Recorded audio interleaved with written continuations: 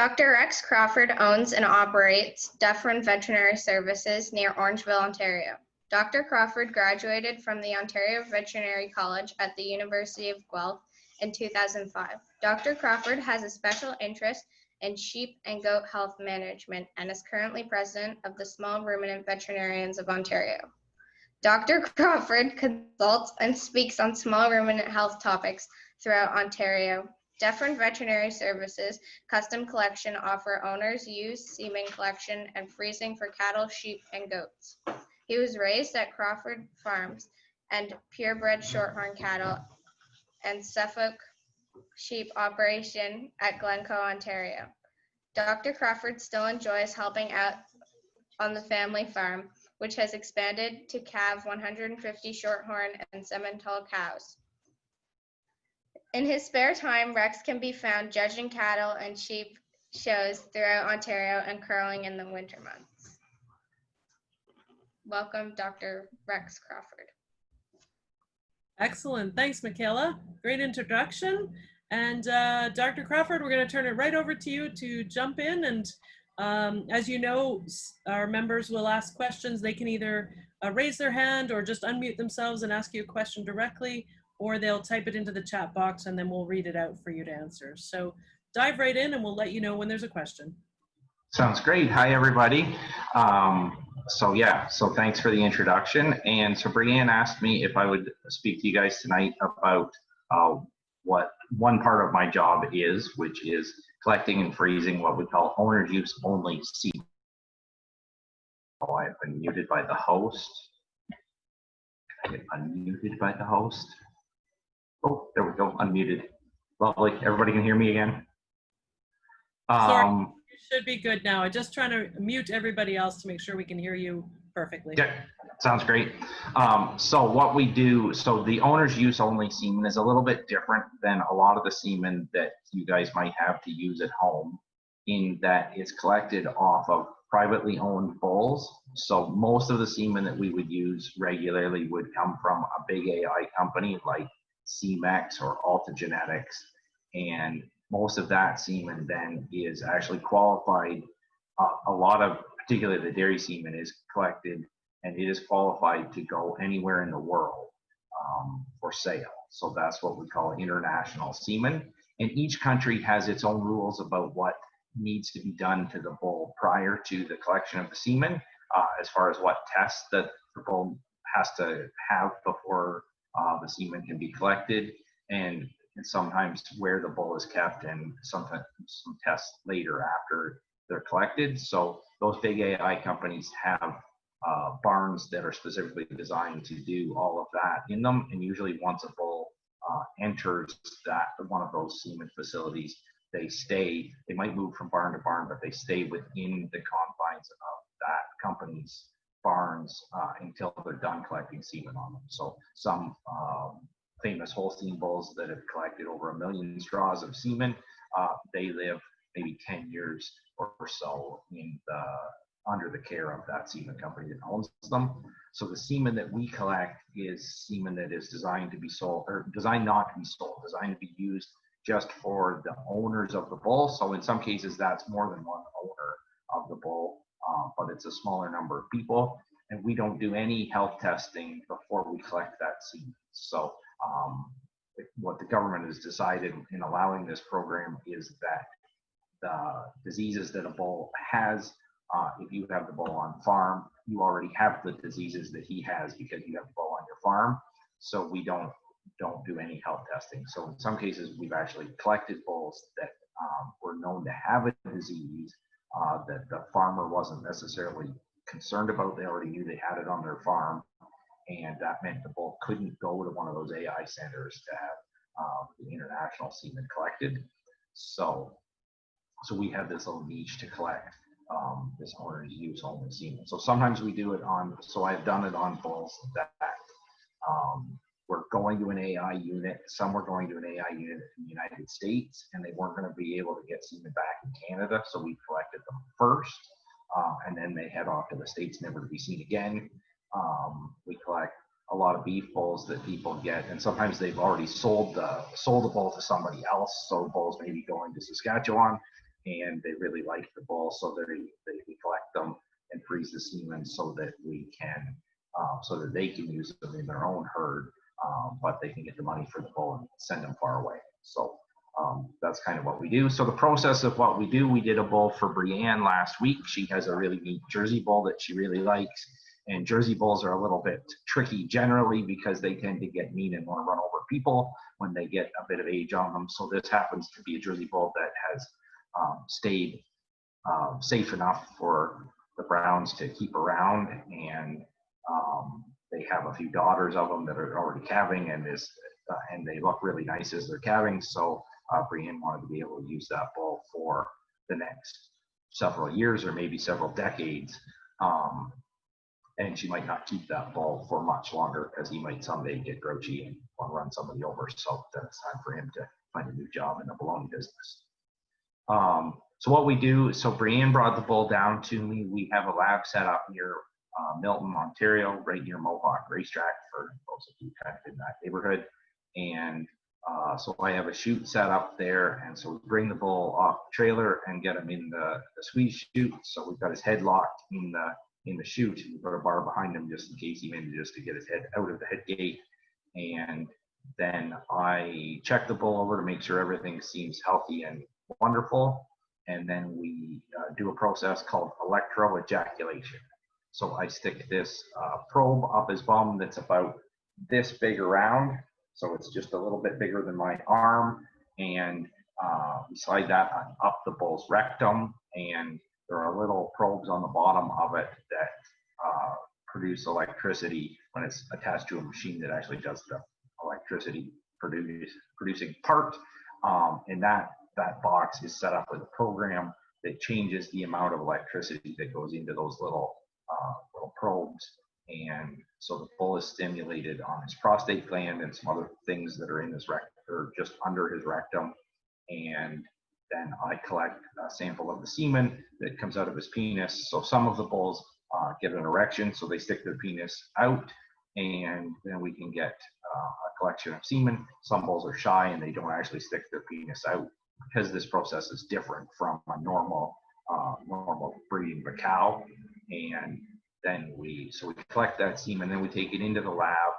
We keep it warm for the period of time between collecting it and getting to the lab, because semen really likes to be at about 35, 37 degrees Celsius. It actually likes to be a little bit cooler than the bull's own internal temperature. That's why testicles are on the outside of most of the species that we work with, is because they actually like to stay a little bit colder than in the middle inside of the animals. So we keep that semen warm as we move it into the lab, and then I do an evaluation on it. So I evaluate it I take a drop of the semen and put it on a microscope slide and look at it on the microscope.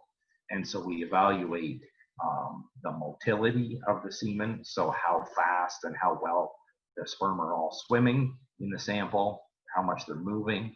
We evaluate the morphology, which is how normal the sperm are shaped. So sperm look a little bit like a balloon with a string on it. So they've got a head and a tail. And as long as that head is shaped normally and the tail is shaped normally, then that's a normal sperm. Sometimes we have curls in the tails. Sometimes we have dinted in heads where something's happened to the heads of the sperm. Sometimes the heads and the tails are actually detached from one another. So it looks like a balloon over here and a string over here. Well, I get my hands too far apart. And so those sperm that aren't normal aren't going to be able to get a cow pregnant. So we evaluate those things, and then we evaluate the concentration of the sperm or of the semen to figure out how many samples are, or how many sperm are in the total ejaculate. So bulls give us a pretty wide range of the amount of semen they give us with the electroejaculator. So they give us anywhere, when we do young bulls that are in the 14, 15 month old range, they might give us 5 or 6 milliliters of sperm. When we do older bulls, sometimes we get 20 milliliters of semen in a collection. And then then I multiply out an approximate concentration by the total volume to get a total number of sperm. and then we divide by 30 million. 30 million is the magic number that we would like to put in one straw of semen. And so then we divide out. So then I add stuff called extender, which contains a number of things. So it contains some antibiotics that might kill any bacteria that have got into the semen sample during the collection process. And it contains an energy source, so that we use an extender that we actually buy from CMEX. That's a commercially available extender that doesn't contain any animal protein, any animal stuff in it, as an energy source, so that it's really safe. We don't have to worry about any diseases entering the semen from our source of product. So there are some milk-based extenders out there as well, and there are egg yolk-based extenders as well. So those egg yolk-based extenders are yellow. So if the semen looks yellow whenever you thaw a straw and have a look at it, that's probably an egg yolk-based extender. And there are some milk-based ones as well. And so we use one that I think it's actually soybean-based, and then it has some usually glycerin or things similar to that are antifreeze type molecules in the extender that help the semen not crystallize when it's thawed, or during the freezing and thawing process, because we want those little sperm to all stay happy when we freeze it and then thaw it out. So then from there it goes into so once I've got it extended to the right concentration, we put it in the fridge, and it stays in the fridge for about 8 hours, and then it gets put into straws, and then it gets frozen through a process that has it hovering over. So we have a tray that all of the individual straws go on, and we slowly lower it down over a box of liquid nitrogen, so that we slowly lower the temperature of the sperm from about 4 degrees Celsius in the fridge down to minus 196 is the temperature of liquid nitrogen. So it gets really, really cold. So we do that, and then it's frozen. Once it gets into the liquid nitrogen, then the process is frozen, and then what we do for the semen that we collect is the next few days after it's frozen, we would thaw usually one or maybe a couple of straws and evaluate how well it wakes up. So we always lose some of the sperm numbers during that freezing process. So we often call motility in the 80 to 90 something percent motile sperm on a fresh sample, and we often get down in the range of around 50% motile sperm after it goes through the freezing process and wakes up again. So we check that, and I like to normally check that semen as well. We keep it in a warm water bath, so similar to what some of you might have at home. There are some electric thawing thermoses that you plug into the wall, and the water stays at, usually it's 35 degrees Celsius in that water. So we leave the semen sample in that water bath at 35 degrees Celsius for 2 hours, and then we reevaluate the semen then and make sure that most of the semen has survived that long. And check it out then. So as long as there are no more weird abnormalities in the sperm shape, and about, I like at least 30% to be alive at 2 hours and moving, and then we would send the semen back to the owner, and they can go ahead and put it into cows. So that semen, to answer some of the questions I'm seeing fly by here, one of the questions was, how long does it last? And so once it's frozen, that semen lasts theoretically forever in liquid nitrogen. So the oldest semen that I have ever personally used was collected and frozen in the 1960s. So that would be now something like 60 years old or 55 years old. And that semen at that time was actually frozen in things called ampules.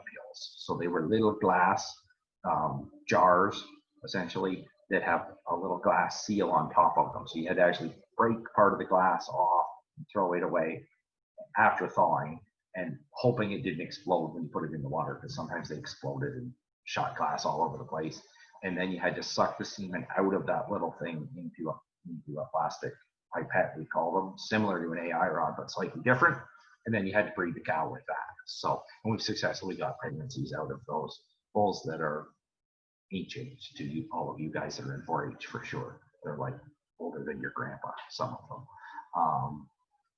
So it can last for a really long time. Semen, once we put it in the cow, frozen thawed semen lasts, we hope, for about 8 hours. So there's going to be some variability around that on how good the semen is, but we aim for breeding those cows and having semen last for about 8 hours.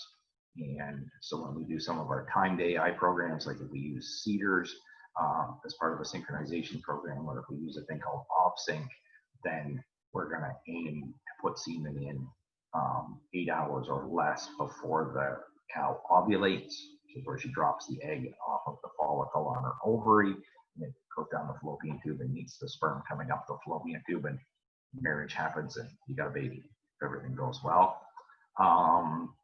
Another question I saw on here is, how many vials of semen do we get from one collection? So that really varies by the bull. So and varies somewhat by the bull's age. So when we do quite a few beef bulls, and actually a lot of the dairy bulls we do at a fairly young age, because in this crazy dairy world we live in, genomics are everything, and we're making genetic progress faster than we ever have before. Whether we're going in the right direction or not, I'm not sure we're always sure, but we're going fast at least. So people are always excited to get semen off of those bulls as soon as they can. So I like to keep them, I like to get them 14 months old or older if we can help it.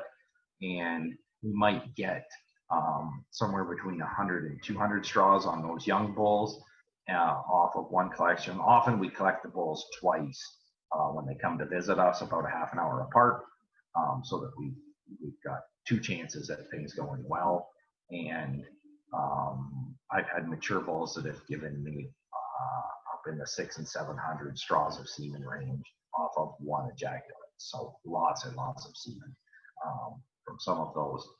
And so many people don't actually want that many straws of semen unless you have a lot of cows. You shouldn't get 600 straws off of one bull. If you got 100, that's probably a lot for most people to use, unless he's the most amazing bull in the whole world, or unless you've got multiple people that own the bull that are using it together. We've got some semen sexing questions up here. So one question is there a difference in conception rates between sexed and conventional semen? And so one is, so if we take the same bull on the same day and we freeze some of it conventionally, where we just freeze it regular, and we run some of it through a semen sorting system and then freeze that, almost always we're going to see about 20% difference in conception. 10 to 20% conception between the semen that's been through the sex machine and the conventional semen. Part of that is that we typically put more sperm in the conventional semen, so we have fewer sperm numbers in the sex semen, and we've also run that semen through another machine, through another process, so we do have a slight decrease in the lifespan of that sperm once it's thawed. And different bulls vary by different amounts on that. There are some bulls that just do not like being sexed, period. So that's why sometimes you'll see a bull that you really, really like, and you pay lots of money to have sex semen on because you really want a heifer, and it's just not available. And then another bull, for some bulls, the sexing decreases their fertility almost not at all. So that's out there. So when I'm doing, one of the questions is, when you were doing sex semen, how can you tell which of the semen is going to be a bull and which is going to be a heifer? So I can't. That is a very specialized process to do that, and it is owned by a company called Sexing Technologies that you have to pay a fortune of money to to buy their machine to do that. And so I don't have one of those. And that process essentially works by the system being able to hook a tag onto the semen that is girl semen, so that it has, so the difference between boy semen and girl semen is whether or not it has an X or a Y chromosome in it. So Y's are boys, X's are girls. Moms can only give you an X because they are girls. So moms have 2 X's, dads have an X and a Y. So the sperm can be either an X sperm or a Y sperm, and there are differences in those sperm that the fancy machines use to sort them apart. So you can buy some sexed male beef semen. Best of my knowledge, there is no sexed male dairy semen out there, because with the exception of a handful of people that want to make bulls, that's not a thing most of us want to do. And actually, when we use sexed heifer Holstein semen or Jersey semen in our dairy cattle, in some ways it would make perfect sense to use sexed beef semen on somewhere close to half of our cows, so we don't get too many heifers around. Because if you use a lot of sexed semen around, it's not very long before all of your heifer pens are full, and your heifers are actually doing worse because you have too many heifers, and then you have too many cows, and then you have to sell cows because you have too many heifers, and cows are cheap and heifers are cheap right now. So making way too many heifers doesn't make a ton of sense. So if we're using sexed heifer semen, we should be probably breeding at least some of our cows to beef semen of some kind. And for the most part, we just use regular semen when we do that. So that can happen. Somebody asked me a question here. Have you ever collected semen from sheep and goats? So we have done both of those. We don't do nearly as much of it as we do cattle semen. And one of the reasons for that is because sheep and goats individually are less expensive than cattle are. So it costs relatively, it seems like a lot of money to collect a sheep or a goat, because it might cost the same amount as you paid for the ram or the buck. And so we don't do a ton of that. The other reason that that's a challenge is in sheep, particularly AIing a sheep is a very difficult process. We use a thing called a laparoscope to do AI on them. So we actually poke holes, and we have to make the sheep sleepy, roll her over on her back in a specialized table, and we poke holes in her belly just in front of her udder. And then we poke one hole in that has the laparoscope in it. So it's a fancy thing that I can see into the inside of the sheep with. And then I poke another hole in that has the semen in a specialized gun in that hole. And I use the laparoscope to help me actually see the uterus. And I poke the AI rod through the uterus and inject the semen into the uterus that way, compared to a cow being very much simpler, that we use our hand up the bum of the cow and put the AI rod in vaginally, and we use our hand to manipulate the cervix to let us into the uterus, and then we put the semen into the uterus. The goat is somewhere in between. Obviously, the goat is too small for you to stick your hand up their bum, you little people. Too small for that. So we have to use some specialized equipment to look in vaginally, and we wiggle the AI rod into the cervix and hope that we get all the way through the cervix and into the uterus. So it's not quite as easily done as cow semen, but it's certainly possible to do. When I collect semen from rams and from bucks, from sheep and goats, I like to use a thing called an artificial vagina. So it's this little rubber thing that's about this long and it's about this big around, and so it's a hard outside, and then it's a rubber inside. Feels kind of like a inner tube for a tire, and we fill the space in between the soft rubber and the hard outside with hot water, and then we convince the ram or the buck to jump on top of, depending on whether it's a buck or a ram, one of their girlfriends. We get one of them that's in heat, and we convinced the boy to jump on top of the girl, and we shoved the artificial vagina on their penis before they stick it inside the vagina of the girl. And then he gives us a sample right in that thing. We put a tube on the end of it to collect it. And that is actually the same way that semen is collected from bulls if they're in an AI center. It'll be the same thing. We don't usually do that with bulls because there's a training process to that. Bulls are not quite as easy to do that with as bucks and rams are.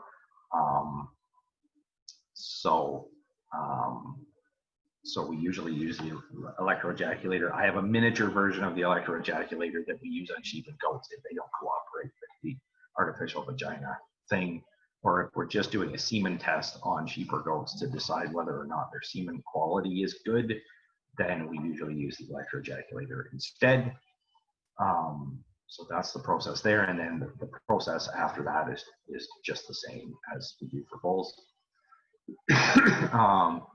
Somebody asked a question here of how much it costs to collect semen from a bull, and does most semen get sold privately, or is it used on the farm? So the way we charge for the service is we charge $800 for the collection and freezing of up to 100 straws of semen, and then we charge $2.75 for every straw of semen over 100 that you would like. And so when we do that, probably about half of the bulls that we collect semen on, we collect semen only for one owner. And the other half of the bulls that we collect, we would collect semen for more than one semen owner. So sometimes that's multiple partners on the bull. So it's not uncommon for us to have a bull that has 2 or 3 owners that we do collect for.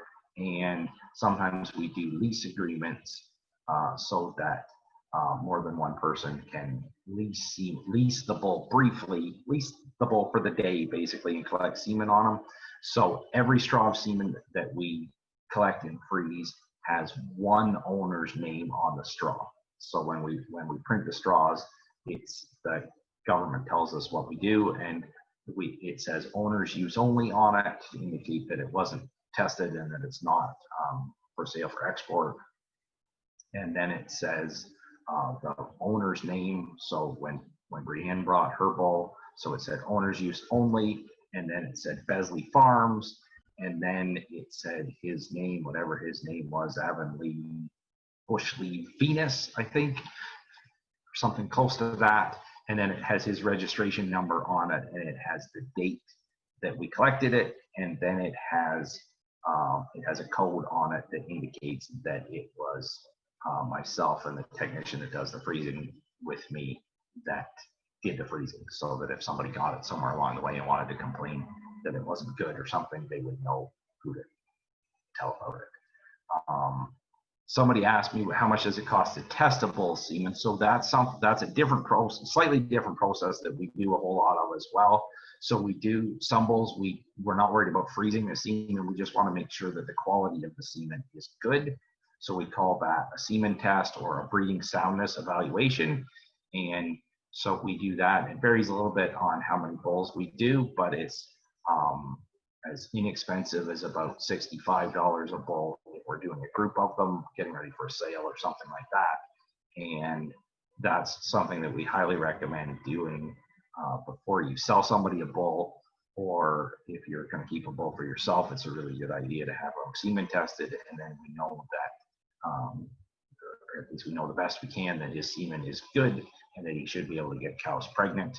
A couple of weeks ago, I was at a farm and we collected semen for freezing on one mature bull. He was a 4 or 5 year old lineback Holstein bull. So his owner wanted some semen off him because he really liked the bull, and because lineback Holsteins are a niche market of the Holstein business, his ability to find semen he likes with the cool white line down the back of the animals is a little bit difficult to do. So we were doing that, and he said, hey, while you're here, I've got 2 younger bulls that I'd like to semen test because I'm going to sell them to other farmers. And as we were doing the evaluation on one of those bulls, He had really, really small testicles for his age. And we collected a sample from him, and he actually had no sperm. So something had either happened to him or he didn't develop normally, and his chances of getting cows pregnant was basically zero. So that farmer was really happy he had done that so that he hadn't sold them on to somebody else who then didn't get any cows pregnant for maybe a couple of months before he realized that everybody was coming back and eat again and again and again. So that's a good thing to do. What else have we got up here for questions? Somebody's put on semen life.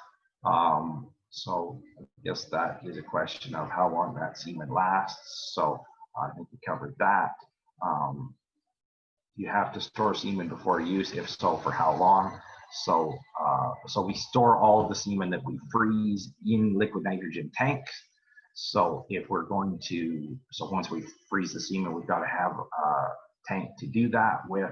For that owner's use only semen that we collect and freeze, it can't go in a tank owned by one of those AI companies. So if we have a small number of cows, or if we have a big number of cows, and a company like EastGen maybe does our AI for us, they often carry most of our semen on the truck with them. Most of those trucks have 2 semen tanks. One is for semen that farmers own themselves, and the other is a tank of semen that EastGen or Cemex owns the semen of still, and you buy one straw at a time from that tank.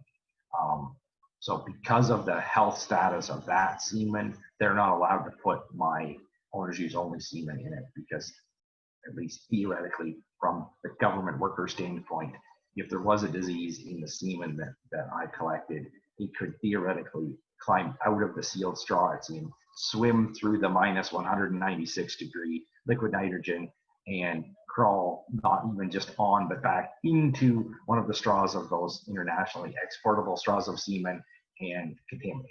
So theoretically, the chances of that happening are really, really close to zero, but it's theoretically a risk. So that's the rules.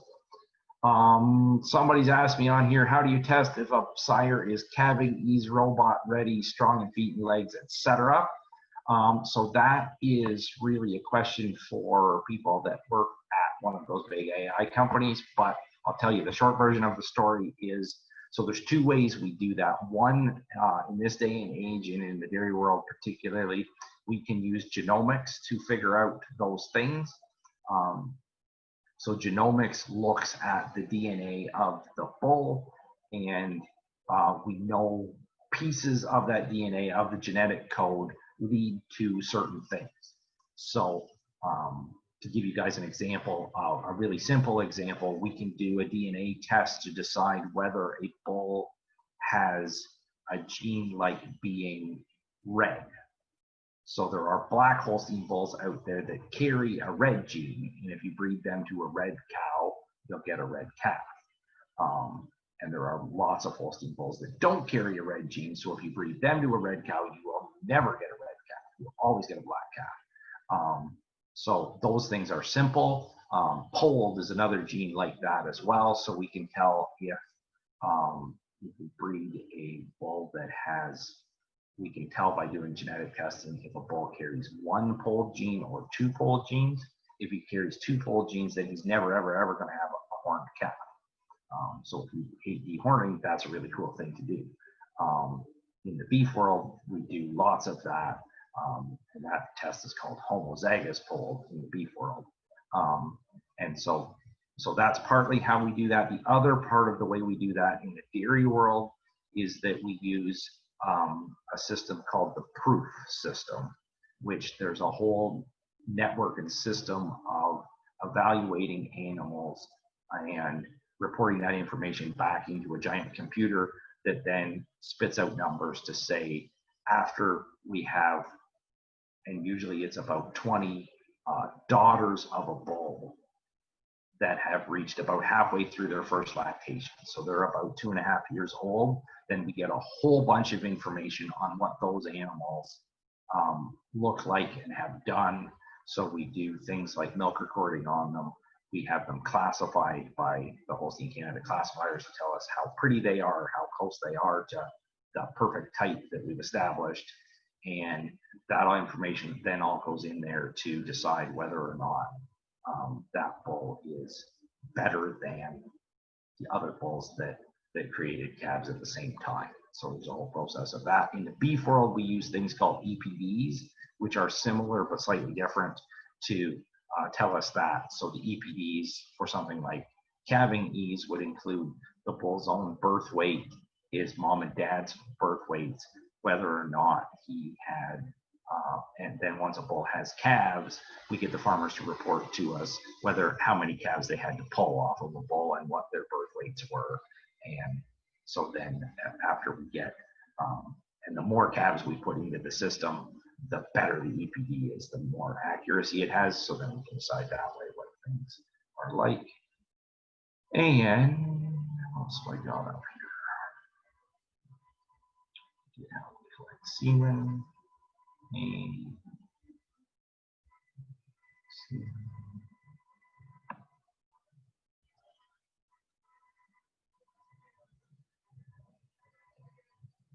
oh, how to prevent disease transfer when collecting semen? That's a good question. And so the way we do that is, so there's two things we want to prevent when we're collecting semen. One is cross-contamination of semen. So we don't want to accidentally put any semen from another bull in with the semen we're freezing. And two is that we want to keep it as clean and as free from disease as we can. So when we're collecting semen, basically all of the equipment we use for one bull is disposable, or anything that comes in contact with the semen is disposable and gets thrown away when we're done. And we're very careful when we're in the lab to label everything so that we make sure that we keep the right bull together. When we do the collection, we're as careful as we can to collect only the sperm. So there's stuff called pre-ejaculate that comes out before the sperm. So we try not to catch any of that in our little cup that we do the collection with. And if we do get any contamination of dirt or manure in that semen sample, it's actually put through a filter before we do any of the further processing to do that. As far as any diseases that bull might have that he might transfer into the semen, naturally or through blood, in the case of the semen that we collect, we don't do any testing on that. So anything that he could transmit through breeding naturally, he could transmit as well through the semen. In those big AI companies, they have most of those bulls would be tested. They'd be tested for sure 2 times and maybe 3 times for a whole list of tests before that bull gets qualified to have his semen collected and frozen. So that is that. How do you know if the semen is still viable before using it? That's a great question as well. And sometimes a couple of years ago, I had a client that I was actually delivering some semen I'd frozen to him, and I grabbed his tank to move it a little bit before I put the semen that I had in it, and I went, ooh, this tank is really light. And I pulled there's a styrofoam cap that goes inside the semen tank. I pulled that out, and it should be really, really cold and frosty when we pulled it out. And when I pulled it out, it was actually warm. And that semen tank had broken and had gone dry.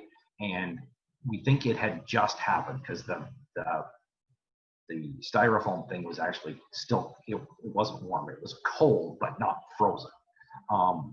And so I took some of the semen that he had in that tank back with me to the semen lab, and we looked at it under the microscope. So I thawed that semen in 35-degree water, just like you would do before you were going to AI a cow. And then I looked at that semen under the microscope. And when we're doing that evaluation under the microscope, one of the really important things to do is that the microscope itself and the little glass slides we put the semen on, they need to be about 35 degrees Celsius as well. They can even be up to 38 degrees Celsius, and it's okay.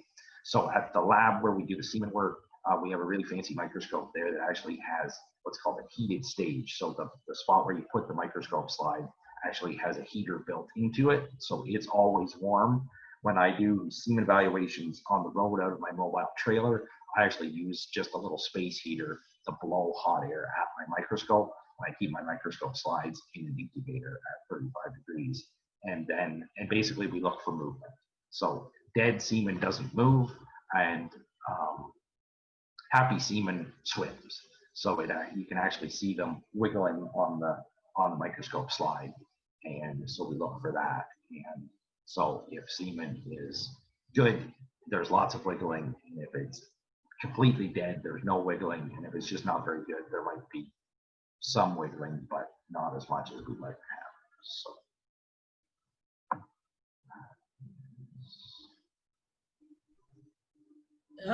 Rex, there were a few questions about your schooling. Sure. I know there's lots of members who are interested in becoming vets, and maybe just tell us a little bit about your schooling and how you specifically got into this sort of vein of being a vet. You bet. So, so my education is I graduated from the University of Guelph, the Ontario Veterinary College. So I spent 4 years in vet school, specifically learning how to be a vet. And the last year of that, I got to concentrate on food animals. So, so we got to pick in 4th year what kind of animals we liked the most. And I like food animals the most, so I concentrated on getting ready to be a vet for them. And before I got into vet school, I started my animal science degree as an Aggie at the Ontario Agricultural College. So Brianne and I and her husband Chris were all actually classmates. We were 2003 Aggies, and I know there's at least one young lady on here whose dad was one of us as well. So I got really lucky and just did 2 years of that animal science program before I got into vet school. The minimum now that you have to do is 3 years of a science degree before you got into vet school. They've changed the rules a little bit.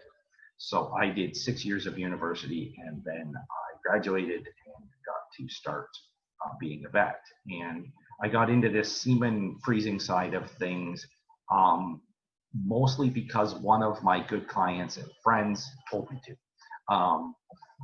One of the AI companies used to offer a service where they did this owner's use only semen, where they actually collected it. They actually collected it at a barn down the road from their AI center, because the last thing you would want to do is bring a bull that hadn't had all of its health tests onto the farm where all those fancy tested bulls are, because that's a big risk that those bulls could give the clean, super healthy bulls something by accident. And then they brought the semen into the lab where they processed the international semen.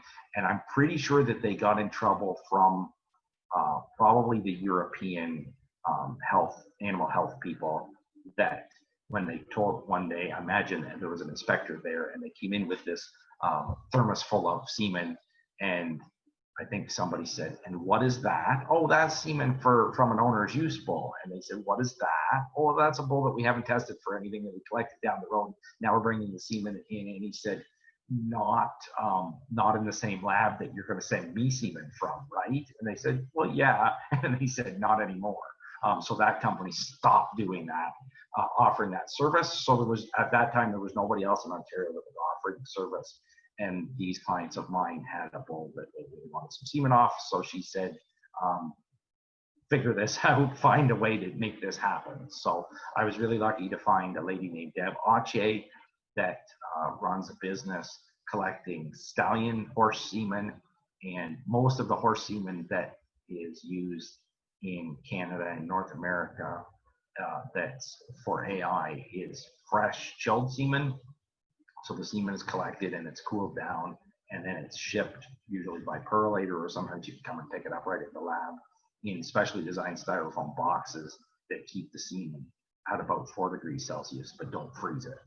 And so she does a whole bunch of that. And she also freezes semen on stallions, which is a far more difficult and less rewarding process than cattle semen.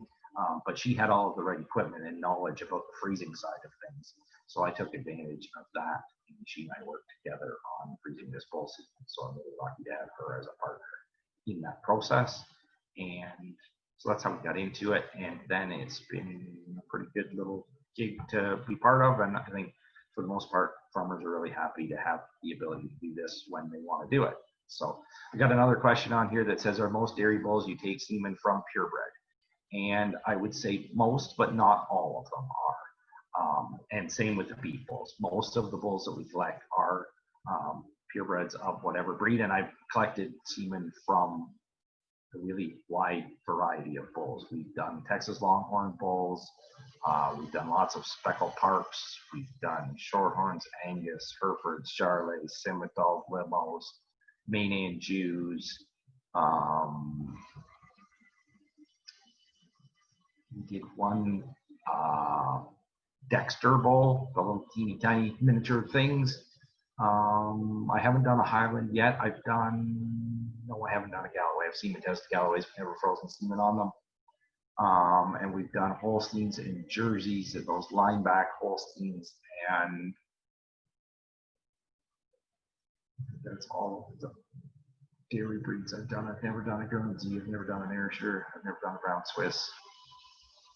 So yeah, lots of different ones, but and basically a bull as far as the semen goes. Excellent. Great answer. We do have a question from Elizabeth. She's going to ask you directly.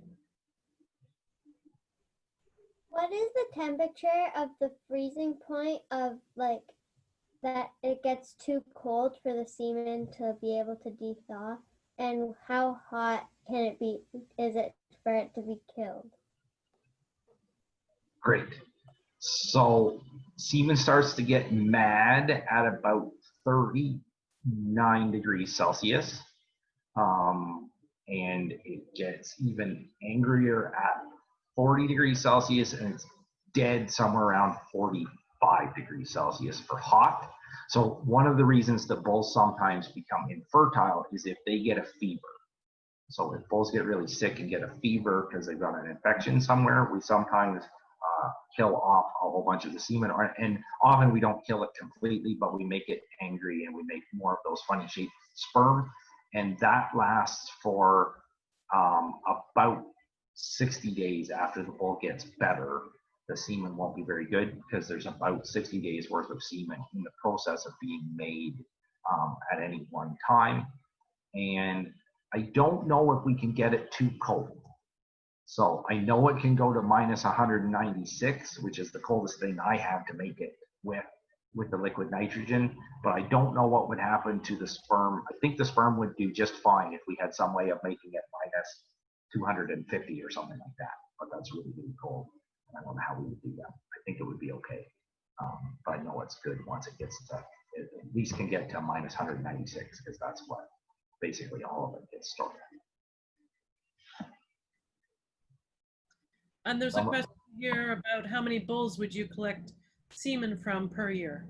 Yeah, so we would freeze semen on about 40 bulls a year. So not quite one a week, but we do a lot more of that early in the spring in the beef world, because that's when we do a lot of the AI in the beef world is in late March, April, and May, and that's when a lot of those young bulls are moving as well. So we collect quite a few bulls that are born in January and early February, in like April, and then they would either use that semen right away at home, or in some cases we would use it at some other farms, or the bull needs to go somewhere else kind of fast, something like that. And we would do a handful. We would do maybe 5 or 6 between rams and bucks, sheep and goats. Awesome. Any more questions, members, for Dr. Rex before we start talking about ultrasound?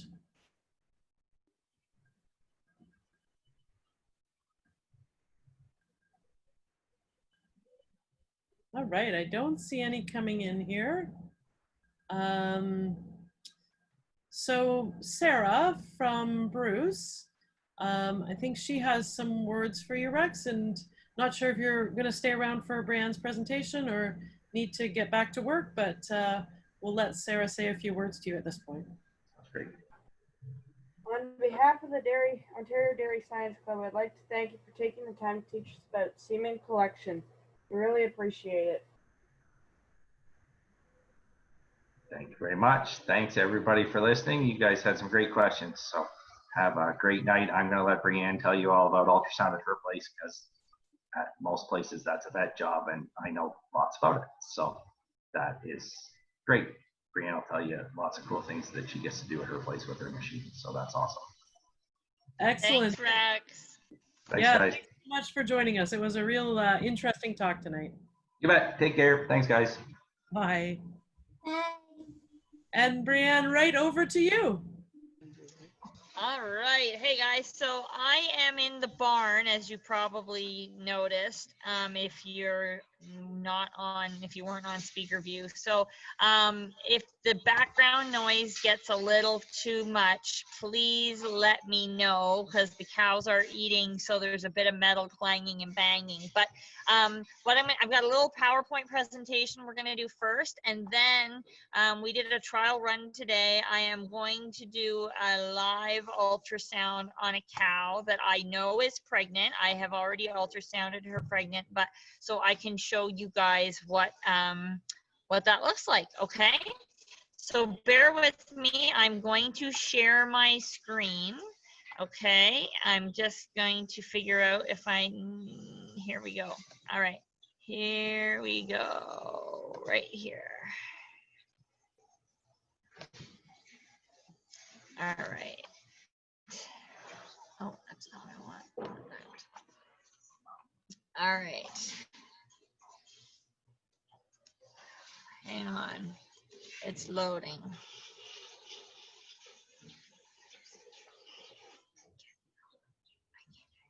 And it's still loading. All right. Can you guys see that yet? Yeah, we sure can. All right. Awesome. Okay, here we go. So, bovine reproductive ultrasound, an introduction to doing it yourself on the farm. So I've been doing my own repro work. I just got to move the pictures out of the way here. Here we go. I've been doing my own repro work for about 2 years now. It was 2 years. It'll be 2 years. Actually, 2 years ago in June, I took a 2-day course over in Western Ontario. And it has been that long since we have had a vet on the farm to do any routine repro herd health work. So we have not had regular vet visits for 2 years. I do it all by myself. Prior to learning to ultrasound, I did do some of AI. We do our own breeding, but my husband does 90% of that. But prior to ultrasounding, I did know how to AI, and I did do some, mainly on the jerseys, because my arm is smaller. And the Holsteins are just a little bit bigger, so I prefer to let my husband breed them, but I can breed them. So we purchased the ultrasound machine 2 years ago. I got it in July. It came from Poland. Cost $12,000. You do get what you pay for when it comes to ultrasound machines. My advice, don't cheap out on them. The cost is in the crystals in the probe. That is what gives you your picture quality. And the better the picture quality, the easier it is to ultrasound. Our machine paid for itself in 6 months. Whenever I was looking at what it was costing us to have a vet come out every 2 weeks to do a herd health visit at a cost of $3 per minute that he was here, plus the herd fee, as soon as they drive in the laneway, that costs you money before you've even done anything. So as I said, prior to taking the 2-day ultrasound course, I was doing my own AI. I do have a background in animal science. As Rex said, I did go to the University of Guelph, but you do not need a background or an animal science degree to do your own ultrasounding, but it is helpful to understand basic bovine anatomy. And if you have previous experience breeding your own cattle, learning to ultrasound is a piece of cake. Learning to breed was way harder than it was to learn to ultrasound. So what is ultrasound? And if I'm going too fast or something's not coming up on the screen or you guys have a question, I don't have the chat pulled up because I'm sharing the screen. So if you've got a question, shout it out, or Jenny, if you can ask them for the kids, that would be great. So what is ultrasound? Sorry, my puppy's in the background in her cage, so hopefully she won't do that too much. An ultrasound machine uses high-frequency sound waves to create an image of some part of the inside of the body. It's safe, painless, and does not use radiation like an X-ray.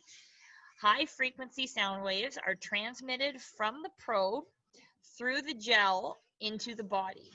The transducer, which is the actual ultrasound machine, collects the sounds that bounce back, and the computer uses those sound waves to create an image.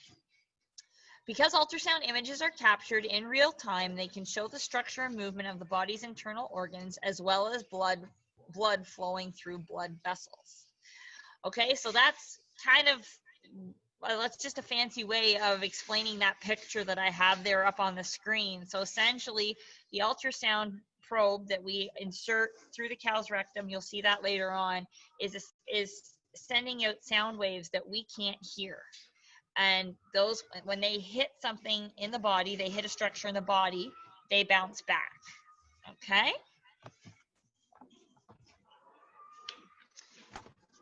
Sorry, my computer's going slow. So the word ultrasound in physics refers to all sound with a frequency humans can't hear. Typically, the frequency for ultrasound machines for bovine use is between 4 and 8.5 megahertz. Two-dimensional images in various shades of gray are produced. The lightness or darkness of these images is, this sounds like a really technical science experiment, but it's not that complicated, but I wanted to give you guys some background before we started. So it's proportional to the amplitude of the sound waves being returned off the object. So denser objects, okay, so that are thicker or more dense, they appear light or bright white. Whereas fluid, okay, so like amniotic fluid inside of a uterus appears black. And that's because sound waves don't bounce off of fluid, they travel through it, okay? So bone, ligament, and nerves are the densest, and they appear white. Muscles appear gray, and blood and fluids appear black. If air is present, it forms an impenetrable barrier to ultrasound. So if you've ever had a vet come to your farm, or if you've ever seen ultrasound or anything like that, or if you have had an ultrasound yourself, and if you're bloated or full of gas, okay, and the ultrasound technician will say, do you feel a little gassy? That's why they're asking you, because they can't see through that air trapped in your abdomen. Or if a cow has, we call them wind suckers, if they've been sucking in air, we can't see past that, okay? So how you set up your machine, it's really not that complicated. There are a few controls and things that you set, but once you have them set to your preference, you set them and you're done. So it's not like every time I pull out my machine, I'm pressing 10,000 buttons or whatever. I push the on button and I go. It's really, really simple. So it's all about personal preference. There are numerous settings, but the only one I'm going to mention to you guys, and it is probably the most important, and that's frequency. And that's the frequency at which the ultrasound machine is emitting the sound waves, okay? So adjusting the frequency changes the depth of the ultrasound waves into the body. Lower frequencies are used to view deeper structures, whereas higher frequencies are used to view shallower structures. Higher frequencies provide better quality images, but are more readily absorbed by the skin and other tissues, so they cannot penetrate as deeply, okay? Lower frequencies can penetrate deeper, but you're not going to get as clear of a picture on your screen. Hey, there's a cat. She's barking at a cat. Sorry, guys. All right, here we go. Bovine reproductive anatomy. So as you guys can see up on your screen, you can actually see in the diagram, there's an arm with a glove inserted with a little probe underneath it. If I move my cursor, I don't know if you guys can see that or not, okay? But so we are inserting our arm into the rectum of the cow, just like we would if we're going to do artificial insemination. That part of the process is exactly the same, except instead of a breeding rod we would normally be inserting with our other hand in through the vagina and through the cervix, we're using that probe with our hand that's going into the rectum, okay? And so now this part is really, really important, what we're going to talk about next, and that is holding the probe correctly and understanding what it is you're seeing on your ultrasound machine screen, okay? So you have to think, if you look on the screen, the picture there, that's actually exactly what my probe looks like on my machine, which you're going to see. And if you think of the finger, the blue finger in the glove there, if you think of that as one of the horns of the uterus, okay? You see how he's holding it crossways against the sorry. See how, okay, sorry guys. See, he's holding it crossways against the finger, like that's the horn of the uterus. He's not holding it in line. He's holding it across like this. And if you look in the other picture, you can see it's showing you an image of what the light would look, or what the waves look like. Actually, you know what? I'm going to grab my probe off my machine right here, so it's going to be easier. I've got it right here. Okay, so here it is. Okay, so if my fingers are the uterus, just like in the picture, if I'm going, once I go inside the cow's rectum, once I get inside and I'm above her uterus, I turn to the side like this, because I'm getting a view coming down like this, like it's showing in the other picture. And when that pregnancy attaches in that uterus, it can attach anywhere. And so if I'm going in like this, and I'm seeing a cross section down like this, if I'm over this horn, and the pregnancy's over here, I'm completely missing it. So that's why once you have gone into the cow with your probe, you turn to the side, and then you can get, you're scanning, you're getting a cross section of the whole thing. Okay? All right. Any questions so far? That was the one part in the 2-day course that it took a few people a little bit to wrap their heads around. So these are just the two pictures side by side of incorrect probe placement and correct probe placement over a uterine horn. So remember, you're in the rectum above the uterus. And if this hand is the uterus, this is wrong, this is right, okay? So again, just another one, you can see I'm kind of really trying to hit home, but there, the picture of the uterus there, that's as if we are looking down over top, okay? A bird's eye view, and they've cut into it there. And so if I hold my probe like it's showing in that picture, I'm only gonna see part of the uterus. I'm gonna miss 90% of it. And that's why it's so very important once you're in to turn, okay? All right, so there's lots of things you can do with ultrasound, but and we're going to talk about that, but obviously the most important and the main reason why people ultrasound on their farm is to detect pregnancy. Okay, and so this is what an open uterus would look like. So if you can see in the picture, so this here, keep in mind that we're scanning over top of the uterus, okay? And then we're looking down, and this is one uterine horn, and this is another uterine horn. And the reason I know she's open, if you can see, can you guys see my cursor? Yes? Yeah, we can. Awesome, perfect. Okay, so this is a uterine horn, this is a uterine horn. And you remember when you were in kindergarten and you would paint with like potatoes that were cut in half and apples, and you'd stick them in the paint and then you'd put them on the paper and you saw the like the designs? You see that in there? So that there is a closed uterine horn, okay? So there's no fluid in there, it's closed up, and that's what you're looking for. And so this cow is open, okay? I'm going to show you, the next slide is going to show you a cow that's pregnant. And so this is that exact same uterus 27 days after she was bred. And this is that horn, the one, and it has opened up and it is full of fluid.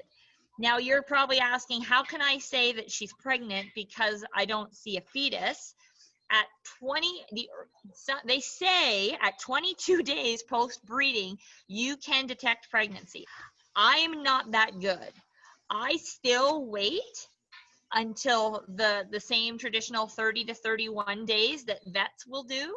I have gotten brave and tried it at 28, and I have detected pregnancy at 28 days. But I was taught by Dr. Tom Wheel, arguably one of the best vets in the province, that when I'm scanning at 25 to 30 days, if I see fluid in a uterus that is black like that, there's no white flecks in it or anything like that. I'll tell you what that is in a minute. If I see that clear black fluid like that in a uterine horn at 27 days, I don't need to see a fetus. I'm not a veterinarian. I'm doing this for my own on-farm use. That cow, I would mark her pregnant. The other thing I would do is I come up with a protocol on my farm.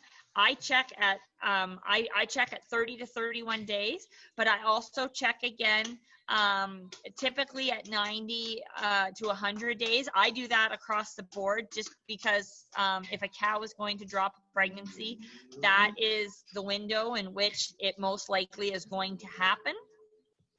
But if I check a cow at 30 days and I mark her pregnant, but I'm not sure, I mark her down for a recheck a week later. And that is another benefit to having your own on-farm ultrasound is I make my own schedule. I'm not dependent on a vet. I don't have to wait for that 2-week or 1-month visit for the vet. All right. This is that cow at 30 days. And what you see right there is exactly what you're thinking it is, and that is the fetus. Okay, so you're not always going to see that at 30 days. It's there, and the more practice you get, you will find them. When I started 2 years ago, if I saw that fluid, I was happy as a pig in poop. But now I'm more confident, and I'm finding them no problem. Okay. Benefits of ultrasound. So I've just put that picture up. That was me at my course. That's Dr. Tom Wheel. That is exactly the same machine that I purchased. That's not the actual machine, but that is exactly the same model that I purchased that I'm using. And I put this picture up because you can see the other girl, she has the goggles. And that is an option that you can do too.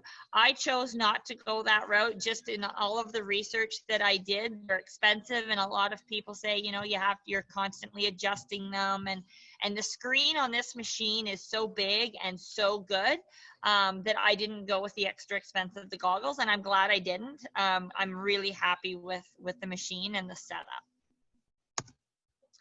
So benefits of ultrasound. Earlier pregnancy detection.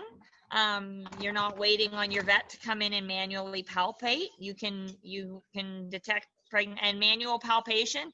Most vets will not declare a cow pregnant before 31 days post-breeding. Whereas with the ultrasound, as I told you, some people say they can see it at 22 days. I'm not brave enough to look anything earlier than 28, but it's pretty common for 25 days. You can sex a pregnancy. I didn't get into all of that on here with showing you that on the screen. It's very easy to get on YouTube and just type in bovine ultrasound or bovine reproduction ultrasound. You can actually type in the stage of gestation you want to see, and all the videos will pop up. But you can sex a pregnancy, and the only difference between a male pregnancy and female pregnancy, you want to do it around 55 days. You're looking for 2 dots versus 3 dots. That's it. That's why it's so difficult.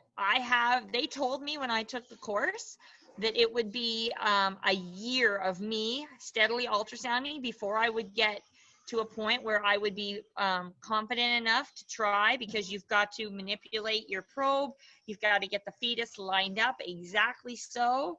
And it's not easy, and you can't always do it. But so I've been ultrasounding for 2 years. I have successfully sexed 1 pregnancy here on farm. I was right. It was a heifer. But it's not something that we have as a priority on the farm. Our goal is to have animals get pregnant and produce milk. I mean, if it's a heifer or a bull, we aren't going to treat it any differently. So that's not something that I've spent a lot of time on perfecting. Ultrasound can also help you detect reproductive problems and issues, such as anestrus, which is cows that are not cycling, like small ovaries. Typically, that's in younger heifers or 2-year-olds, animals that are nutritionally lacking. Those are the types of animals that don't cycle properly. You can detect cysts. So I didn't get into ovarian structures tonight because really the exciting part about ultrasound is the pregnancy part. But I am comfortable in diagnosing ovarian structures as well. Cysts, which are essentially follicles that don't ovulate and can continue to get bigger. Multiple follicles, things like that, CLs. You can also diagnose uterine infections, metritis. And so if you remember back to the ultrasound picture where it showed the uterine horn was full of the black fluid, if there had been white flecks in that, we would consider that cow to have metritis, because if you remember, light bounces off of denser objects, and so if that fluid is nice and clear, which is what you want to see for amniotic fluid, if there's a lot of white flecks in that cow's not pregnant. She has infection in her uterus. Okay, so you can detect that. You can also detect animals that are coming into heat or that are in heat with ultrasound. And if you remember back to the uterus that I said was open, the first picture I showed you, and it showed you those like black lines in the uterus, like little X or cross. If those lines were bright, if the uterus was still closed, but those lines were bright white, then that means that that's probably cervical mucus, or we're seeing mucus. That's the mucus that comes out, you know, when you see the long, clear mucus come out and you know that that cow is in heat, that's what you're seeing. The other thing you can detect with ultrasound is multiple births, multiple pregnancies, so twins. I've diagnosed twins in some of our cows. We have never had, there was a question about triplets. I saw it come up in the chat there earlier. We've never had triplets on the farm. I know there are lots out there that have. We haven't, but we've had twins. And so there's benefits to doing it yourself. Lots of vets out there, ultrasound. I didn't touch on this when Rex was on the line, but believe it or not, they do not teach ultrasound at veterinary college. Vets are not taught to ultrasound at school. That is something they have to learn after the fact, which to me is mind-blowing. Maybe that'll change in the future. So there are some older vets that do not ultrasound. Our vet we had before that's the main reason why I started doing this myself. Our vet didn't ultrasound. And so doing it on your own time when it's convenient. There are some nights at 7 or 8 o'clock after dinner, I've got nothing else going on. I come down here and I do my herd health. I pregnancy check my cows because I love doing this. I absolutely love it. People think that I live for showing. I live for repro work. I love this stuff. I can do it more often. And it's a heck of a lot cheaper. As I said there at the beginning, having a vet come on farm is expensive. Doing it yourself is pretty cheap. So I'm going to do a live demo here. I don't know, Jenny, does it make sense if we ask some questions now, or do I do the demonstration and then questions? What do you think? We have a few questions waiting here for you. So I think Elizabeth has one first. Sure. So go ahead, Elizabeth. I'm gonna stop sharing. There we go. Is it possible for both of the horn things to have fluid in them? Yes. Yes, it absolutely is. Yeah. So especially with multiple births, and the farther along a cow gets in pregnancy. So if I'm checking, once I'm like the cow we're checking tonight, she's about 4 months pregnant.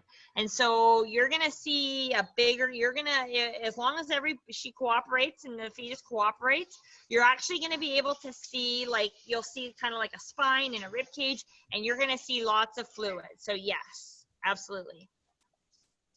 And a few other questions. Oh, here, I can see the questions now.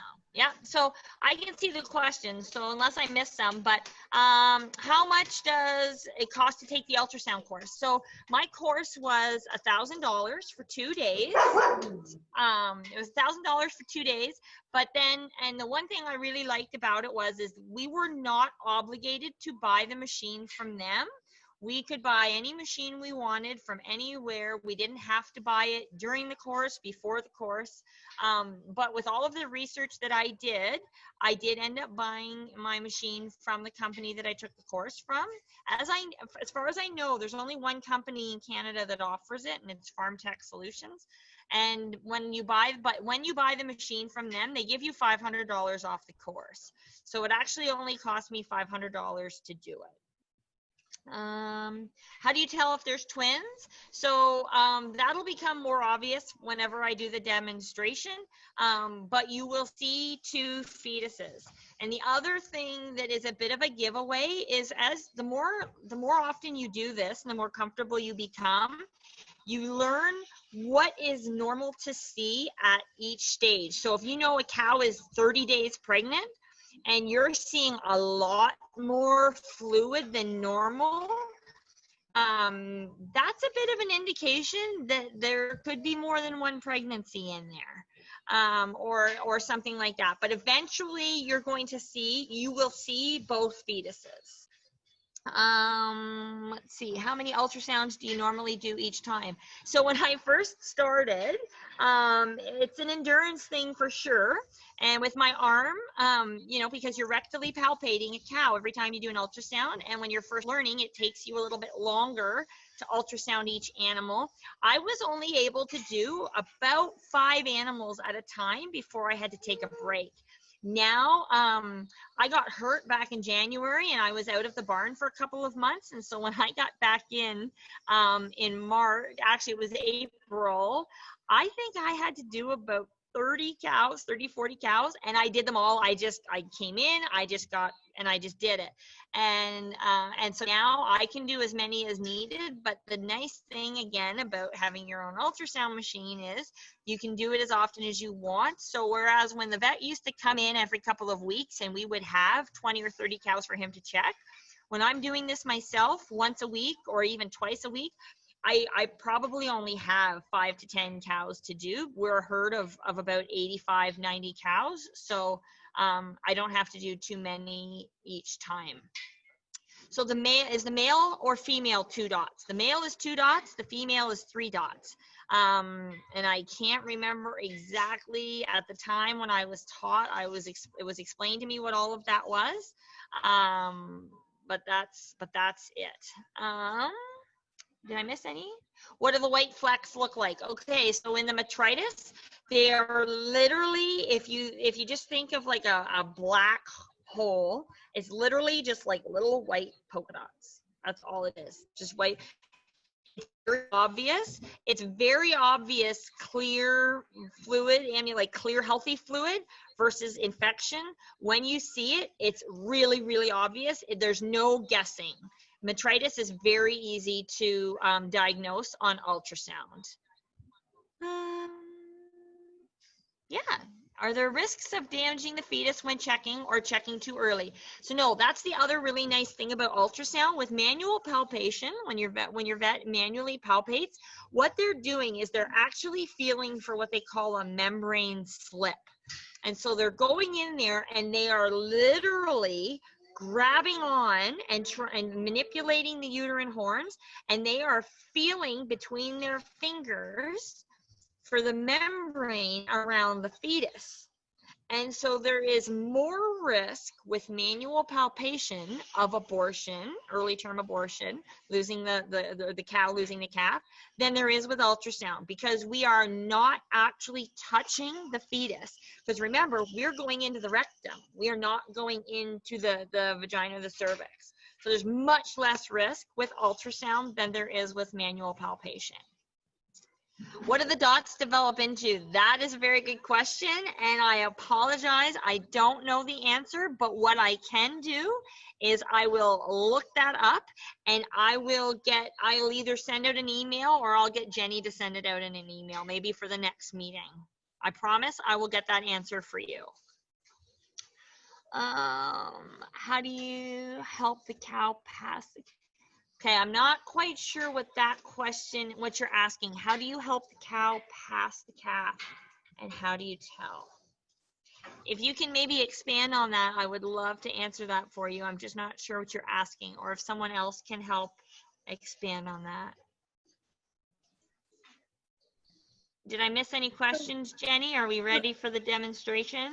Yeah, I was going to suggest, why don't you move over to the demo and then we can come back maybe and do some follow-up questions. Okay, so what I'm gonna do now, guys, is I've had my phone on here and on the meeting as well, and I'm gonna just swap over to it. And Peyton is going to hold the phone over the ultrasound machine while I'm doing this, so bear with us. If the angle or the view is a little off, I'm gonna have like I'm gonna be able to hear you guys. So maybe Jenny or Becky or Logan, if you need me to move or change something, please tell me, because this is really exciting and I want you guys to see this. Okay, so bear with me. I'm gonna swap off my video here. I'm gonna mute myself on here, and I'm gonna hop over on my phone.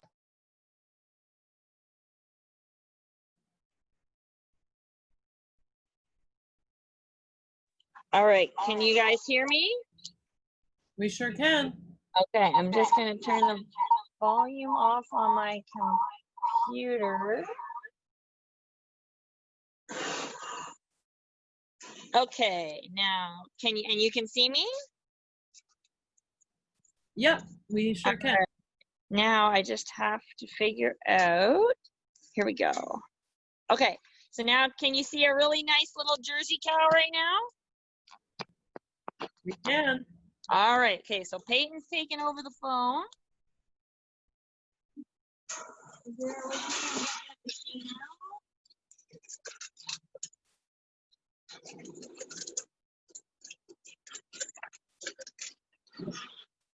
Okay, so, all right, Peyton, your videographer skills are on display for the world. Okay, so you're going to show, okay, so as I said before, this is the part of the machine that makes it expensive. This is the probe. It's full of crystals. This is what brings the picture to life on the screen. If you've ever had an ultrasound in a hospital, you know they put that gel on your belly. We don't need that stuff for an internal ultrasound, because inside our bodies, inside the cow's bodies, we're full of fluid. We're all gooey in there. So that everything conducts fine, because it's not air and there's not a dry space in there. This is just lube, the same as you would use when you're breeding a cow. So this isn't gel for the ultrasound. This is lube for me to put my arm into the cow. All right. Okay, Peyton, come on over. So when I first turned the machine on, it just looks like this. Okay, can everybody see that? Yeah, zoom in, Peyton. Okay, so that's just the probe out in the air. All right. Carter, you come and hold her tail for me. Okay, Peyton, come on right up. So whenever you first go in, I go in with my hand first without the probe, because you want to make sure that there's not a whole lot of manure in there, because manure on your probe can also inhibit a nice clear picture. All right. So then once I've gotten the manure out, I take the probe.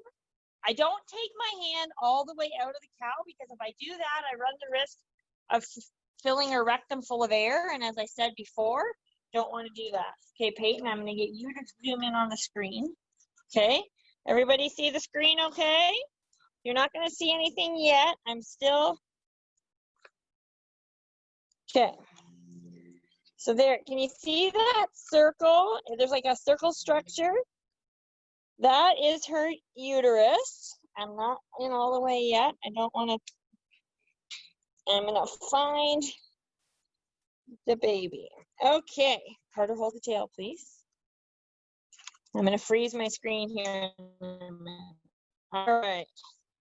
Okay, right. Hold on. Okay. So I haven't got to baby yet, but if you guys can kind of see right here, Carter, you hold the machine up for me. Okay. So right here, that's a uterine horn, and right here, that's a uterine horn. And if you can see in there, you guys see how it's dark there? I'm right at the beginning of her uterus. And so that is fluid. She is pregnant, but she's farther along. So we're going to go in and we're going to find that baby, okay? Everybody with me so far?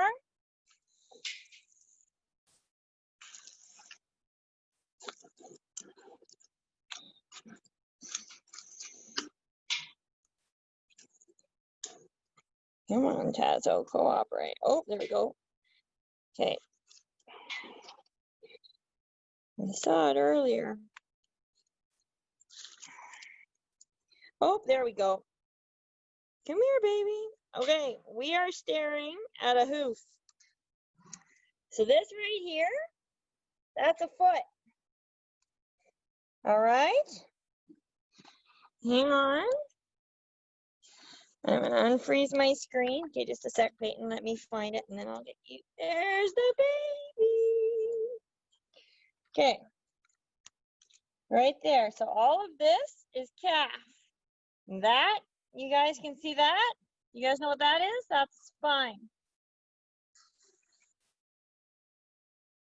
Okay, I'm gonna see if I can get position and we'll see if we can get it to move around for us. Come here, baby. Come here, baby. Come here, baby. Oh, look at that. It was so, oh, there's the ribs. Look at it. Oh, it moved. Just a sec. There we go. Oh, man, look at that. Do you guys see that? Right there? That's its rib. Those are its ribs there and there. Pretty neat, eh?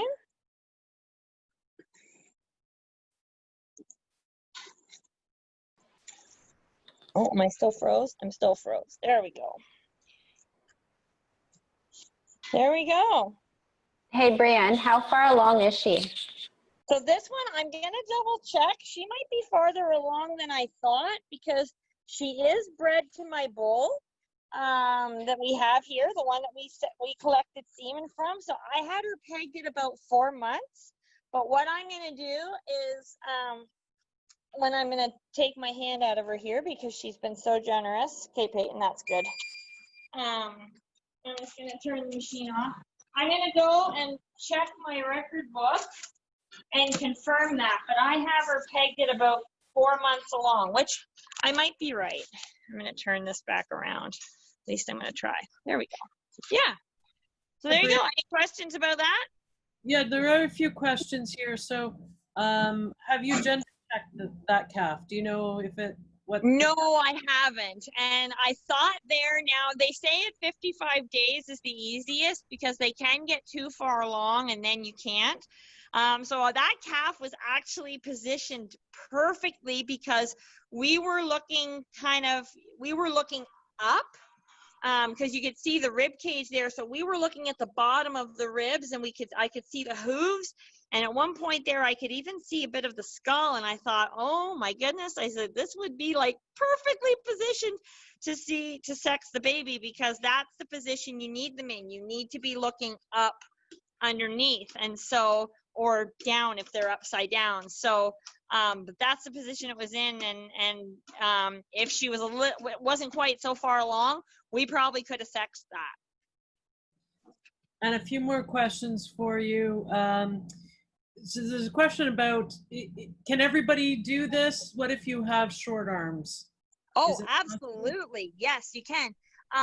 So with younger animals, so with heifers and 2-year-olds, whenever this is for the same for when you're breeding them. You very ever rarely go in even to your elbow, because the younger animals, their cervix and everything is higher up and farther back, and it's kind of unfortunately the same for us ladies. The younger we are, the firmer and tighter everything is, and it's all right there. When the cows get older and more mature, that's when things start to sag and go farther in. And so when you're dealing with older animals, you do go farther in. I have a couple older Holsteins, 10-year-old Holsteins, where you are in almost up to your shoulder. But if you have shorter arms, especially on the Jerseys, unless you're dealing with a lot of older animals, even shorter arms, I mean, you can do it. And they actually have, it's more common for people who are ultrasounding beef animals in large, on large ranches out west. They have extensions for the probe where your arm doesn't even go into the animal, and they're curved such that you just shove the wand in, and it shows you where, like at the point on the wand where you stop, and boom, it's all right there, and your arm doesn't even have to go in the animal. One of the girls that was in my course actually flew in from Alberta, and she purchased that wand, and she was learning to preg check with that. The one thing with that is, though, whenever you're checking beef animals on those large ranches, they are doing it with animals that are farther along in gestation, probably closer to what we just saw on the ultrasound versus the 30 days. So that's one, but that is one option though, if you're worried that your arms are a little too short. A few more questions. Anybody can do it. Yeah. Sorry, Brianne, a few more questions for you. How big is the baby at that stage? Can you show us how big that baby would have been inside that? Yeah, I mean, so it's hard. I'm holding here, Peyton. I'm holding my phone with one hand. So if this is really, really rough estimate, but most of the growth happens, it's the same in humans, but most of the growth happens in the last month of gestation. So at 4 months, if I'm right, the calf still is not very big. Like we're talking like this. And it's in the later months in gestation, that's when they really, really grow. I know there's probably some of you on farms, and we've had it where cows will abort early, and they're only a month or two away from well, not a month, but if they're only 2 months away from calving, but the calves are quite small, smaller than your dog. And so that just goes to show you how much growth really happens in those last couple months of gestation. So 2 more questions for you here. One is, you were just talking about being able to sex the calf, and did you say you're not able to sex it after stage? After 55 days, it's not as easy. There is a stage at which it becomes impossible to sex them when they're older, like as they get older, but and you can't do it at less than 55 days, but the optimal range for sexing is in that 55 to 60 days of gestation. That's when you're bang on. Like that calf there, as I said, that calf was too far on because we were in the perfect spot and those dots are gone. So that's why. Okay. Next question is your ultrasound machine battery powered, or does it require an extension cord? Yeah, no, it's battery powered. It has like a lithium battery. So I've had that machine for 2 years and I use it almost weekly. I have charged it twice. That's it. It's incredible. It comes with a battery, and I was thinking, oh my gosh, it comes with one battery. Like, should I be buying another one? And they're like, no, you don't need it. Don't do it. They're expensive. And I was like, and then I've had that machine for 2 years, and I've charged that battery twice. It's better than the Energizer Bunny. And the other nice thing about this machine is it's completely waterproof. So as long as I take that battery off the back, here, I can show you. So the machine here itself, okay, so there's the front of it. There's the battery right there. That's the battery. As long as I take that battery off, this machine, I could dunk it in a pail of water. I'm not going to. It's a $12,000 machine, but it's completely waterproof. And so my machine, the probe is attached. I can't detach the probe. Some machines you can do that, but the reason my machine is completely waterproof is because the probe is attached. So some people will say, well, yeah, what if you drop your, you break your probe? If something happens to the machine, it does have to be sent away to Poland to be repaired. But the first thing they tell you when you take the course is, don't bang the probe, don't drop the probe. That probe is like, I treat that probe like it's my sixth child. You don't drop the probe, you don't bang it. So as soon as I take that machine out of the case, this is the case that it comes in. Okay.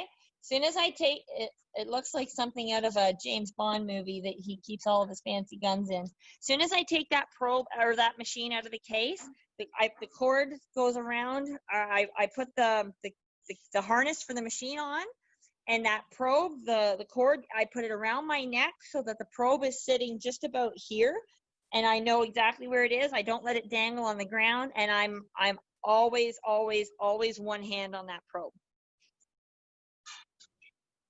Awesome. And next question for you is, when a cow has a miscarriage, how can you tell? And do you have to help the cow pass the dead calf, or does it happen naturally? Okay. That's a really good question. So when cows miscarry, it is so dependent on two things: that animal and the stage she's at. Everything is different. So when the cows are really early on, we call it early embryonic death. We don't really call it a miscarriage, because if they're within the first couple of months, 2 to 3 months, and if that cow is pregnant and then the fetus dies in utero, a lot of the cows they absorb it, and their body just literally does that. It absorbs it. And you won't see anything like a fetus or anything in that come out behind them. And then, so those cows, the only way you know that those cows have miscarried or aborted is they come into heat again. And so then you're like, oh, well, yes, she's not pregnant anymore.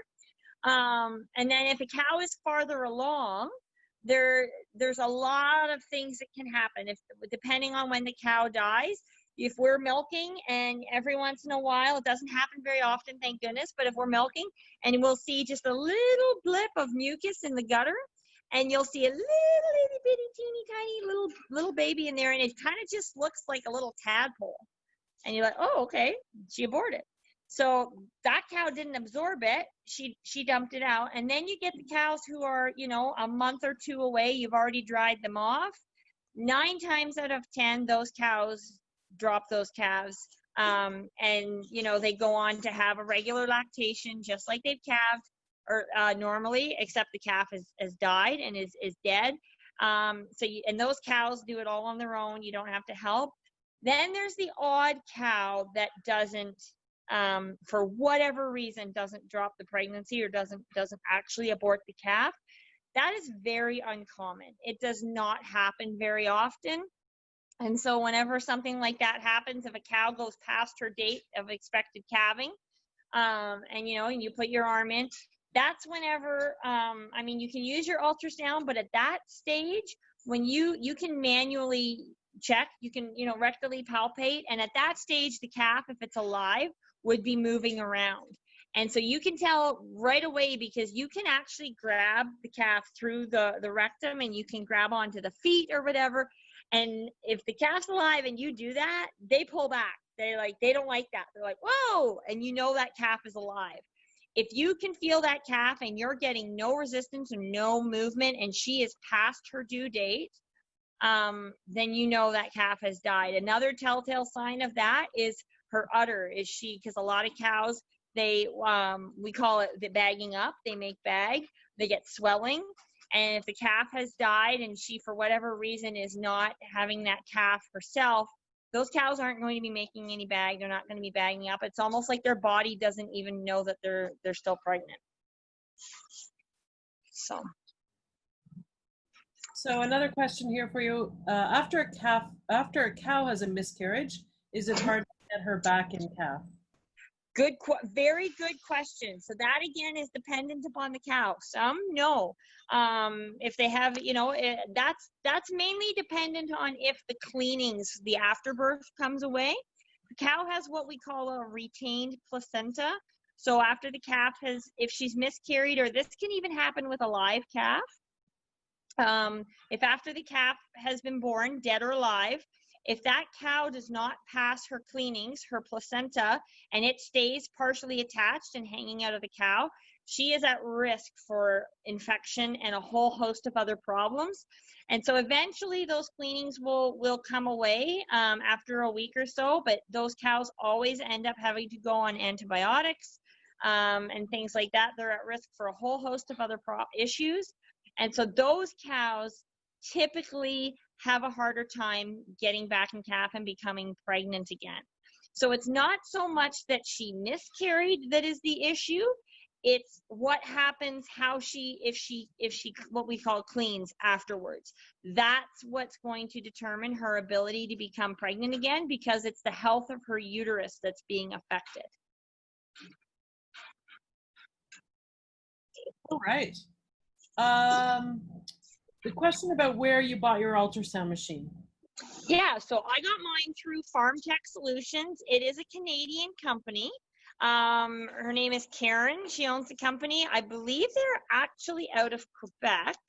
And they are the ones that do the courses.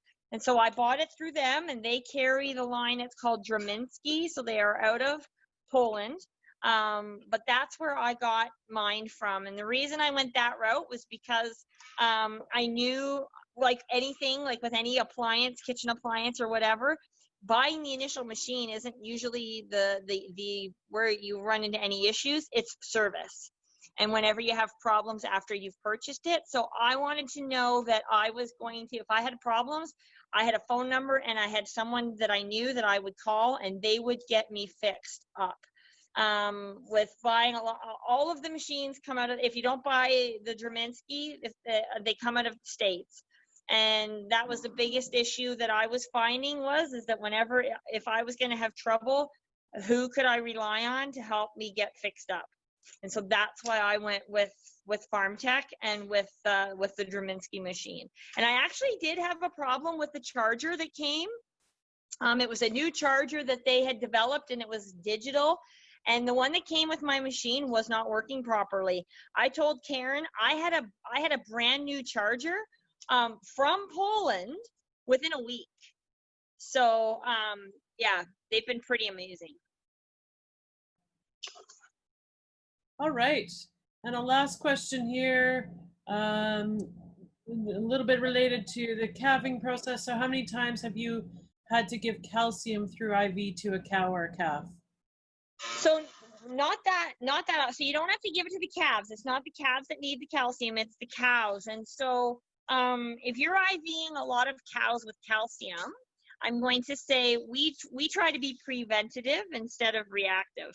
And so if you're IVing a lot of cows with calcium, and I know there's a bit of a stigma out there with the Jersey breed and milk fever, and I'm going to go so far as to say that it's a bit of an old wives' tale, because if you're feeding your cows properly, if your nutrition is where it needs to be, if your dry cow program is where it needs to be, and your cows are being given everything they need to calve in healthy and happy and properly, you will not be IVing very many cows. We do give a calcium bolus to every animal on farm that is 3 years of age and older. So typically with their second calf, first calvers don't need it. We do give a calcium bolus at calving, and some of the older cows, we will even give them a second one. But as an example, we just had a 7-year-old cow here calve yesterday morning with twin bulls 2 weeks early. This cow is a 70 to 75 kilo a day average cow at her peak. She is a milk machine. Twin bulls 2 weeks early. If there was a cow that was going to need calcium, that would be the cow. And we did not have to IV her. She got her bolus, and that's it. All right. Great questions, everyone. Mhm. Last chance for questions for Brianne. Oh, here's one for you. So what are some reasons that Jersey calves will get sick just a few days after they are born? Oh, okay. Good question. Good question. So again, there is a stigma out there with Jersey calves. They are a little harder to raise than Holsteins. I will say that, just because they are so small and they can be a little more frail when they're born. But again, I mean, the reason that a Jersey calf would get sick is no different than the reason a Holstein calf would get sick. And it's the same thing. You need to be preventative versus reactive. And so if the dam is the mother, if she's being fed properly, and so that she's producing the best quality colostrum possible, and you get that colostrum into that calf as soon as you can, the sooner the better. You shouldn't have sick calves. So, I mean, the reasons the calves get sick, there are many of them. The most common are bacterial infections, you know, such as Clostridium or corona, rotacorona, things like that. And so that, but those again are all immune issues. And if their dams are getting on the best dry cow program that you can offer possible, and they're producing high quality colostrum, and you're getting that into your calves, that colostrum is your calf's immune system. And so good colostrum equals healthy calves. Excellent. Well, I think that brings us to the end of our questions. We are running a little bit later. We had two really interesting topics tonight. So that's pretty, lots of interesting info to share. So I'm going to turn it back over to Sarah, who's got a few more words for you, Brianne. All right. On behalf of the Ontario Dairy Science Club, I'd like to thank you for taking the time to teach us about ultrasounding and doing the demo. It was really interesting.